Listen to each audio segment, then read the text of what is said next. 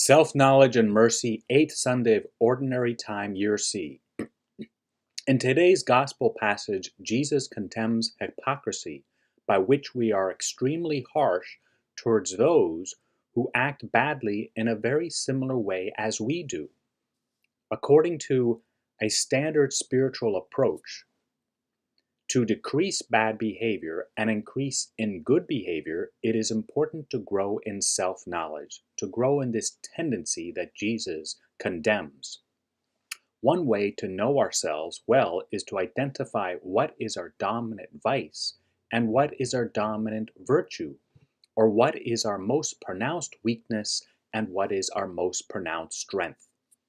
Once we identify our major weakness and our major strength, we're recommended to have a daily examination of conscience by which we thank God first, and then in light of this gratitude, determine to what extent we are growing in a virtue that directly diminishes our dominant vice. If we lack self-knowledge, we are more likely to be a hypocrite. When we lack self-knowledge, which includes being aware of God's infinite love for us, we are more likely to be like the people Jesus is angry at in today's gospel passage. In a way that angers Jesus is that we dislike ourselves without knowing exactly why. And the reason why we don't know why we dislike ourselves is because we don't know our weaknesses and our strengths. We don't like our weaknesses. However, despite this lack of self-knowledge, we quickly see weaknesses that we struggle with in others, and then out of self-hatred react excessively to their bad behavior. To correct this harsh manner of relating to others who have similar weakness as ourselves, Jesus tells us to take out the beam in our own eye before we try to take out a speck in our brother's eye. The deep beam represents our vice that we do not fully know we have.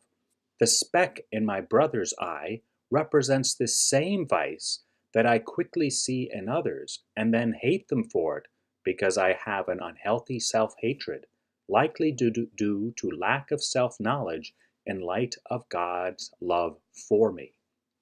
As Brant Pitre points out, having a long beam in our eye makes it impossible to draw close to those who have a little speck in their eye, since the beam will strike the other person before we can draw close to help them and take that little speck out of their eye. Today, heeding Jesus' words, may we examine ourselves, identify what is our dominant vice, perhaps excessive anger, or envy, or sloth, or greed, or pride, or lust, or gluttony. Then, aware of our sinfulness, may we thank God for His abundant mercy.